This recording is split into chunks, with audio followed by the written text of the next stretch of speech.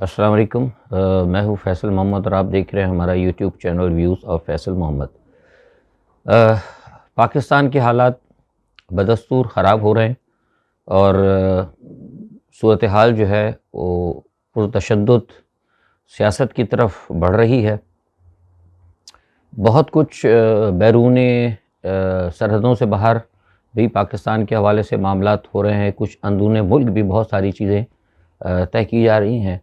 इस पे हम सब बात करेंगे, लेकिन आपसे एक दरख्वास्त है कि आपने अब तक अगर हमारे चैनल को सब्सक्राइब नहीं किया तो बराह करम आप इसे सब्सक्राइब कर लें, और अगर आपको हमारी चीज़ें पसंद आती हों तो दोस्तों के साथ शेयर ज़रूर करें, ताकि मुल्क और कौम के हवाले से जो हम आगाही आपको देना चाहते हैं वो आप तक पहुँच सके।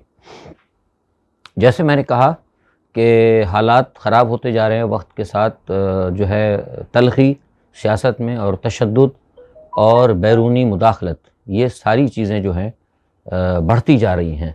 और इसके अंदर जो एक ख़ास चीज़ इसमें शामिल हो रही है वो ये है कि एक अदम बर्दाश्त, उसका भी अंसर बहुत बढ़ता जा रहा है। सारी जितने भी अनासिर हैं, जितनी इकाई हैं, उनकी तरफ से, यानी हुकूमत भी, अपोजिशन भी, और वो एलिमेंट्स जो कि हमारे यहाँ कहीं ना कहीं पॉलिटिकल किरदार अदा करते हैं। मैंने आपको बताया था कि जो लोग ये कहते थे कि हालात दुरुस्त हो जाएंगे और मौजूदा सेटअप जो है चीज़ों को दुरुस्त कर लेगा, और जैसा कि कहा गया था कि ये मामलात इनके चूँकि बैरूनी मुल्क भी हैं ये दुरुस्त कर लेंगे, लेकिन आपने देखा नहीं हुआ। और मैंने पहले ही कहा था, और याद है आज से चंद दिन पहले मैंने स्पेस में भी जब लोगों को कहने गया था तो मैंने कहा था कि जो लोग ये ख़बरें दे रहे हैं कि वो रिवाइज़ हो गया है, यूएई ने भी रिवाइज़ कर दिया, चीन ने भी रिवाइज़ कर दिया, ये सब गलत है। आपको कोई भी कुछ देने के लिए तैयार नहीं है। उसकी वजह यह है कि मौजूदा गवर्नमेंट, एक तो सबसे बड़ी बात यह है कि बदउनवान और करप्ट लोगों पर मुश्तमिल है, और जो यहाँ जो इस वक्त जो सेटअप मौजूद है उसकी जिसे कहते हैं ना कि स्टेबिलिटी का भी किसी को यकीन नहीं है। एक तो बदउनवान होना और फिर उसके मुस्तक़बिल का ना पता ना होना। मुझे बताइए कि कौन, एक आम आदमी भी इस पर ट्रस्ट नहीं करता। तो इस सूरत हाल के अंदर जो है मामला जो है हमें देखने होंगे। अब एक अहम चीज़ वो ये है कि आपने सुना होगा और कि हुकूमती अहम अरकान को नवाज़ शरीफ ने बुला लिया है। कहाँ? लंदन। 3 दिन कबल मैंने आपको कुछ कहा था, याद होगा स्पेस में भी, कि बिलावल साहब की बात हुई थी अपने हम मनसब टोनी ब्लिंकन से, और उसमें टेलीफोन में उन्होंने कुछ मुबारकबाद के अलावा कुछ मामलात कहे थे, और फिर एक दावत भी उनको आनी थी जो कि गालिबन आ चुकी है। तो आप यूँ कहें इसको दूसरे अल्फाज में कि शहबाज शरीफ और उनकी टीम जा रही है लंदन, और जरदारी साहब या उनकी टीम या उनके नुमाइंदे जा रहे हैं वाशिंगटन। लामहला एक जहन में बात आती है कि भाई एक ही हुकूमत है तो ये इधर उधर क्यों?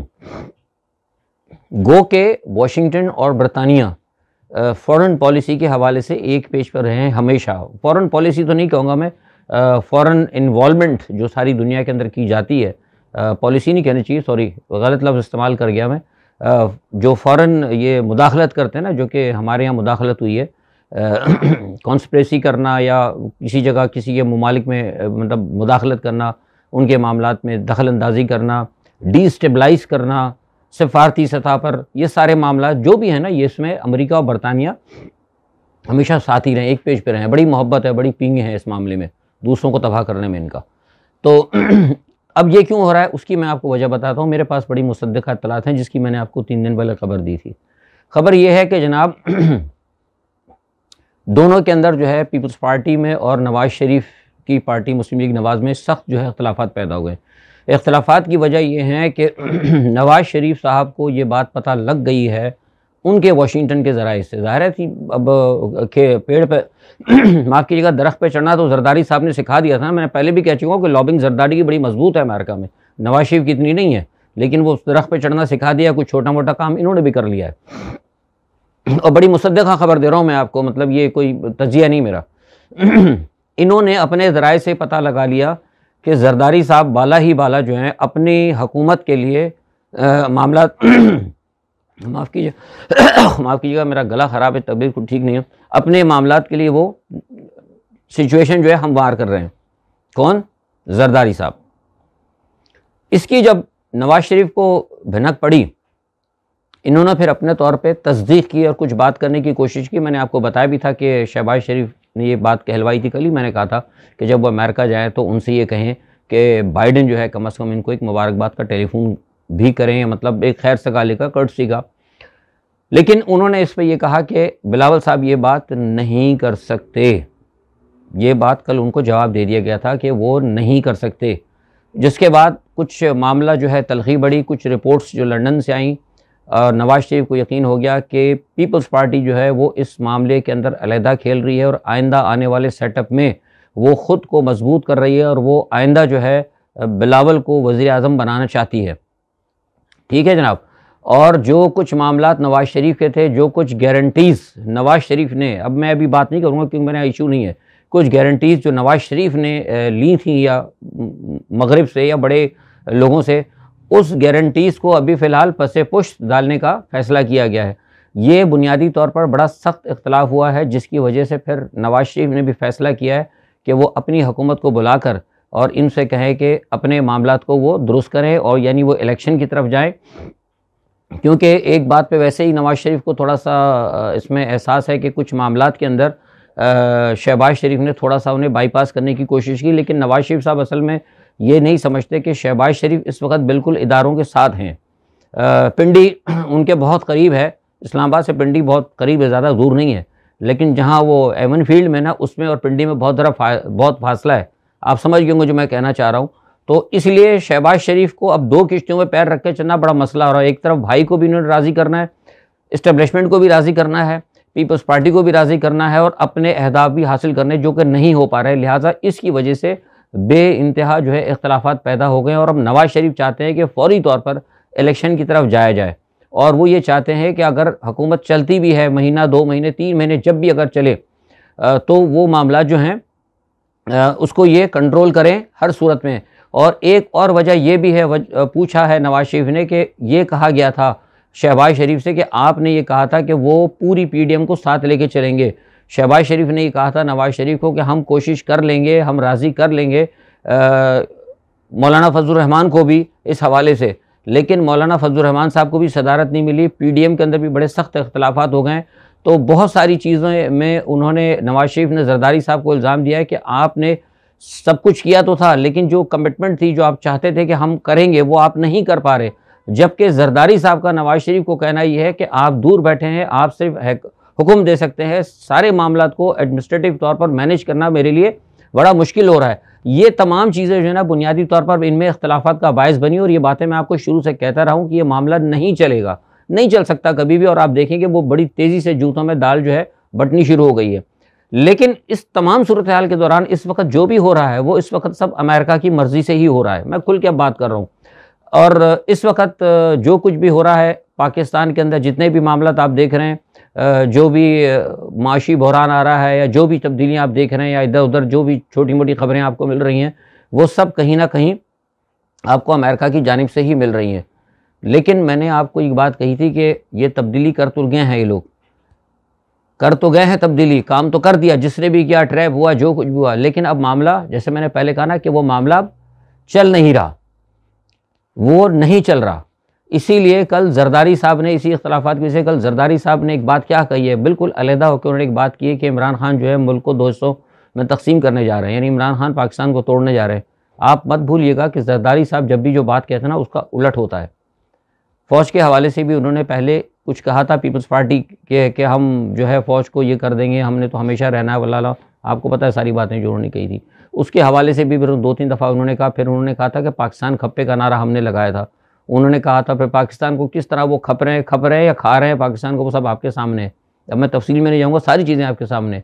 बेनज़ीर के हवाले से उन्होंने कहा था जब बेनज़ीर ज़िंदा थे कि बेनज़ीर जो है वज़ीर आज़म होंगे, फिर दोबारा वज़ीर आज़म होंगे। और बेनज़ीर का तो मैं आगे बहुत बड़ा इनको उरूज पे देख रहा हूँ, यानी वज़ीर आज़म बनने के बाद भी उन्होंने कहा था उरूज पे देख रहा हूँ। तो हम समझिए शायद पता नहीं ये इनका मकसद ये है कि शायद ये हो सकता है कोई 3-4 अरसे, या जिसे कहते हैं कि एक रिकॉर्ड तोड़ेंगी बेनज़ीर साहिबा, शायद सद्दाम का रिकॉर्ड तोड़ दें या किसी और का रिकॉर्ड तोड़ दें। लेकिन हमें नहीं पता था कि वो उरूज जो है वो ऊपर जाने के लिए कह रहे थे। तो जब जरदारी साहब जो कुछ कहते हैं ना तो हमेशा उसको ज़रा पीछे भी देखा करें, वो बहुत होशियार आदमी है। तो उन्होंने ये जो काम किया ना कि मुल्क तो टूटने जा रहा है या मुल्क को दो लख्त किया जा रहा है और वो इल्ज़ाम इमरान पे दे रहे हैं, तो बुनियादी तौर पर जरदारी पे आपको नज़र रखनी होगी, आपको भी और इदारों को भी। कहा यह गया था, मैंने तो बता दिया था आपको कि जो अमेरिका की तरफ से जो भी साजिश हुई थी उसमें ये कहा गया था कि जनाब पाकिस्तान जब हटा देगा इमरान खान को तो फिर पाकिस्तान को माफ़ कर दिया जाएगा। अब ये कैसी माफ़ी है कि IMF आपको आपके साथ चलने के लिए तैयार नहीं, FATF आपको कोई चीज़ देने के लिए तैयार नहीं, कोई भी दोस्त मुल्क पाकिस्तान का जब कहीं ना कहीं अमेरिका के लॉबी में है या अमेरिका के प्रेशर को एक्सेप्ट करते हैं, मेरी मुराद सऊदी अरब है, UAE है, दूसरे चीन को तो आप छोड़ दें, वो तो खैर मुखालिफ है ना, लेकिन दोस्त ममालिक जो अमेरिका के साथ चलते हैं वो भी किसी ने कोई अपने आपको मदद नहीं की, किसी ने कोई फौरी तौर पर कोई आपको रिलीफ नहीं दिया। तो ये अमेरिका से पूछा जा रहा है, जवाब तलबी की जा रही है, बिलावल साहब भी इसीलिए अब जा रहे हैं फौरी तौर पर कि ये बताइए कौन सी ये माफ़ी थी जो आपने कहा था कि अगर इमरान को हटा देंगे तो ये है माफ़ी आपकी कि कोई भी इस वक्त हमें नहीं दे रहा और हमें कोई भी इस वक्त बेल आउट करने के लिए तैयार नहीं, हालात हमारे ख़राब हैं, डॉलर जो है मुसलसल ऊपर जा रहा है और इमरान खान तो वैसे ही मतलब गड़बड़ कर गए। और ये चीज़ पूछने के लिए पाकिस्तान की एक अहम शख्सियत भी गुज़िश्ता दिनों अमेरिका पहुंची है खामोशी के साथ। वो यही पूछने के लिए क्या कि सर हमें प्लीज़ ज़रा बता दें कि जो आपने कहा था, कि मैं अपने अल्फाज में बता रहा हूँ सारी चीज़ें, समझने की कोशिश करें कि हमें माफ़ी मिल जाएगी, इमरान को हटा दिया इमरान को, डजेंट मैटर फैसल साहब ने हटाया, किस साहब ने हटाया, किसी भी साहब ने हटा दिया, हट गया ना इमरान खान, तो माफ़ी तो हमें मिलनी चाहिए थी, माफ़ी में कुछ मिलना चाहिए था ना, हमें तो नज़र कुछ नहीं आ रहा कि अगर ये आपकी माफ़ी थी तो भाई वो फिर आपकी सज़ा ही भली जो आप हमें पहले दे रहे थे। तो ये जो सूरत हाल है ना इस वक्त बड़ी गंभीर है और कहा भी जा रहा है अमेरिका से, शिकवा सच बनता है कि भाई आपने कहा था तो हमारे पर तो हालात ख़राब हो रहे हैं। पाकिस्तान को आप देखें कि बिल्कुल जो मैं आपको बता रहा हूँ कि अभी चंद दिनों के अंदर ही पाकिस्तान के अंदर फूड क्राइसिस भी पैदा हो जाएंगे, आपके पास ख़जाना, आपके जो बैंक्स के अंदर जो ज़र मुबादला वो भी कम रह गया है। और पीछे से आप देखें कि भारत का, मैंने आपसे कहा था कि भारत मामला अपने तय कर रहा है तेज़ी से, वो पूरी कोशिश कर रहा है कि पाकिस्तान के इक़्तिसादी और माशी हालात ख़राब हों, लोग यहाँ रोडों पे निकले या यहाँ पे कोई सिविल अनरेस्ट हो तो वो अपना कोई महाज खोले। ये बात भी अमेरिका से की जा रही है, कुछ गए हैं करने, बताने गए हैं। देखें मुसलसल भारत का भी वो, अभी मैंने कहा था कि अमरनाथ यात्रा के ऊपर भी उन्होंने ISI पे इल्ज़ाम झूठा लगाने की कोशिश की। अभी कल वो हरियाणा के अंदर कहीं पता नहीं कोई सा किधर से कोई आवारा रॉकेट आ गया, अल्लाह जाने किधर से आया भी कि नहीं आया, खुद ही उन्होंने ठोक दिया। उस पर भी कह रहे हैं कि जो खालिस्तान के जो लोग हैं और वो जो तंजीम है पंजाब की अलहदगी की, और वो कहते हैं कि उसने किया और उसको भी वो बैकिंग ISI पे डाल रहे हैं। तो वहाँ भी जो है ना एक चीज़ों को हमवार, एक तरफ वहाँ मुसलमानों के ख़िलाफ़ वैसे ही नफ़रत पैदा की जा रही है, तो साथ ही साथ अब पाकिस्तान की हालात को देखते हुए मज़ीद पाकिस्तान के ख़िलाफ़ भी एक क्रिएशन की जा रही है नफ़रत की, ताकि भारत को भी कोई मतलब वो एक राह हमवार हो पाकिस्तान के ख़िलाफ़ कोई जारियत करने की। तो यही अमेरिका से पूछने के लिए वो अहम शख्सियत भी गई है कि जनाब अगर ये आपकी माफ़ी तो हमें बता दें, बड़ी अच्छी माफ़ी, हम तो फंस गए बहुत बुरी तरीके से। तो ये सारे मामलात हैं, इन सब चीज़ों को आपको देखना होगा। लेकिन अब एक जो सूरत हाल है ये तो एक चल रही ना जो गैर मुल्की बताए, अब अंदर की सूरत हाल वो भी बड़ी गंभीर है। आपको पता हो कि गवर्नर साहब के लिए उन्होंने एक नोटिस निकाल दिया है। मैंने सुबह भी कहा था, मैंने तो ट्वीट कर दिया था कल भी और आज भी मैंने ट्विटर पर भी, मैं अक्सर चीज़ें ट्वीट भी कर देता हूँ कि ये जो कुछ भी गैर आईनी इक़दाम है, ये स्टेट तो इस तरह नहीं हटा सकती गवर्नर को कि गवर्नर को आपने एक नोटिफिकेशन निकाल दिया और हटा दिया। लेकिन मसला ये है कि सदर साहब को भी अब इन्होंने पाबंद कर दिया। सदर बुनियादी तौर पर सदर के जब गया तो सदर ने कह दिया कि ठीक है हम गवर्नर को नहीं हटाते, लेकिन सवाल ये पैदा होता है कि पाकिस्तान के आइन के अंदर भी उन्होंने ऐसी तरमीम कर दी है कि कहीं ना कहीं सदर को भी उन्होंने पाबंद किया है। सदर के लिए ये भी लाजिम है कि वो वज़ीर-ए-आज़म की एडवाइस पर तवज्जो दे। आपको पहले सदर जब देखते थे बदउनवानी हो रही है, चोरी हो रही, तो सदर तोड़ दिया करता था। 52 भी जो थी तो सदर को भी बेख्तियार किया उन्होंने 18वीं तरमीम के तहत। जो जरदारी साहब जिनकी मैं कह रहा हूँ को, जो इमरान को कह रहे हैं 2 लख्त करने वाली इल्ज़ाम दे रहे हैं, ये सारे मुल्क को 4 लख्त करने वाले काम तो अल्लाह माशाल्लाह खुद कर चुके हैं, आइनी तरमीम भी कर दी उन्होंने। तो अब वहाँ भी जो आके एक बहुत बड़ा अब एक आइनी बहरान खड़ा हो रहा है। पंजाब के अंदर बहुत बड़ा आइनी बहरान है, गवर्नर साहब जिसको मानने के लिए तैयार नहीं है, और वैसे भी कुछ आइनी सुकम है तो वो दोबारा जा रहा है। मतलब अजीब ही, जिसे कहते हैं ना कि पाकिस्तान के अंदर एक अजीब सूरत हाल बन चुकी है, पाकिस्तान में खिचड़ी बन चुकी है। यानी जो मैं आपसे कहा था ना कि सियासी बहरान, मुआशी बहरान, माली बहरान, आइनी बहरान, खारजी बहरान, सारे बहरान एक साथ लाकर पाकिस्तान पर डाल दिए गए हैं। ये है अमेरिका की माफ़ी, जिसके लिए मुरासले में कहा गया था कि इमरान को हटा दो तो आपको माफ़ी मिलेगी। ये कितनी माफ़ियाँ मिली आज मैंने आपको अपने तज़ीम में चीज़ बताई है, तो ये सारी चीज़ें देखी होंगी। लेकिन इस तमाम मेरे तजिए और ख़बरों के बाद एक बात और भी बता दूँ आपको, जिसका मैंने कहा भी था, ख्याल ज़ाहिर किया था, मैं तफसील से बता रहा हूँ आपको उस पर भी। अमेरिका के कुछ थिंक टैंक हैं, मेरा तो आपको पता है, मेरा खुद मगरिब से मेरा काम ही बेसिकली लॉबिंग और बैक चैनल और थिंक टैंक के साथ मशावरत वगैरह। कुछ थिंक टैंक जिनको भी हम कहते भी रहे, जिनसे कहीं आज वो रियलाइज़ कर रहे हैं कि अमेरिका ने इमरान को जो निकाला है ना मुरासले के ज़रिए, जो कॉन्स्पिरेटिक थ्योरी या इंटरवेंशन करके, जो भी आप कह लें, साजिशी, मुदाखलत, जो कुछ भी आप कहें, जो खूबसूरत नाम आपको अच्छा लगे, पर्दे में रख के ना, मतलब अमेरिका पे ज़रा पर्दा रख के, जूता से कहते हैं ना, मखमल में लपेट के मारते हुए, जो आप लफ्ज़ ले ले, जो कुछ किया है ना अमेरिका ने वो गलत किया। क्योंकि उनका जो आइडिया था कि वो अमेरिका को उठाकर बाहर कर देंगे, और ये जो इनके जो सेटअप था, जो इनके यहाँ पे एजेंट थे पीपल्स पार्टी और पीपल्स पार्टी और मुस्लिम लीग नवाज़, जिनके बारे में वो समझते थे, वहाँ के थिंक टैंक समझते थे, अमेरिकन कांग्रेस समझती थी कि ये बड़े पावरफुल हैं। मैंने कहा ना, आपको याद है मेरी अगर पुरानी वीडियो देखते रहो, मैं बार बार कहता था कि जब कभी भी लोग निकलते हैं, ये पीडीएम वाले या मुस्लिम लीग नवाज़ वाले, इनके बड़ी जो है जनाब वो लोग इनके ऊपर जाते हैं अदालतों में, जब नैब में जा रहे हैं तो फूल फेंके जा रहे हैं, जेल से आ रहे हैं तो विक्ट्री का निशान बना रहे हैं। तो अमेरिका तो कहता था यार बंदे तो इनके साथ हैं, हमारे एजेंट तो बड़े ज़बरदस्त हैं, तो बस पाकिस्तान ये तो हमारे कहने की देर है, 2 मिनट में पता नहीं क्या से क्या कर देंगे। मैं चीख चीख के कहता था कौम से कि निकलो रोडों पे, निकलो, बताओ, निकलो इमरान के साथ। मैं ये कहता था, इस बात का मैं मुजरिम हूँ, मैं मानता हूँ, लोग मुझे बहुत सारे कहते हैं। आज आप निकले, आपने ओन किया रियासत को, तो आज वही अमेरिका के थिंक टैंक कह रहे हैं कि हमारी ये स्कीम फेल हो गई, हमें नज़रसानी करनी पड़ेगी, हमें इमरान के साथ चलना पड़ेगा। ये मैं आपको बहुत बड़ी खबर दे रहा हूँ। ये 3 दिन कबल जो है अमेरिका, में नाम नहीं लूँगा क्योंकि हमारे कुछ मसले हैं, किन लोगों ने और किन थिंक टैंक्स ने ये खबर दी है कि अमेरिका को इमरान के साथ मुसालिहाना रवैया अख्तियार करना पड़ेगा, क्योंकि पूरी कौम जो है अब खड़ी हो चुकी है, पाकिस्तानी कौम के अंदर शऊर है, और वो जो प्रैक्टिस हम करवाते रहे इस्टेब्लिशमेंट से या अपने एजेंटों के ज़रिए, वो अब नहीं चलेगी। इट वॉज टोटली, मतलब इसको अंग्रेजी में क्या, ये मुकम्मल तौर पर नाकाम हो चुका है। ये प्रैक्टिस जो है ना, ये नाकाम हो चुकी है, हमें इसमें नज़रसानी करनी पड़ेगी।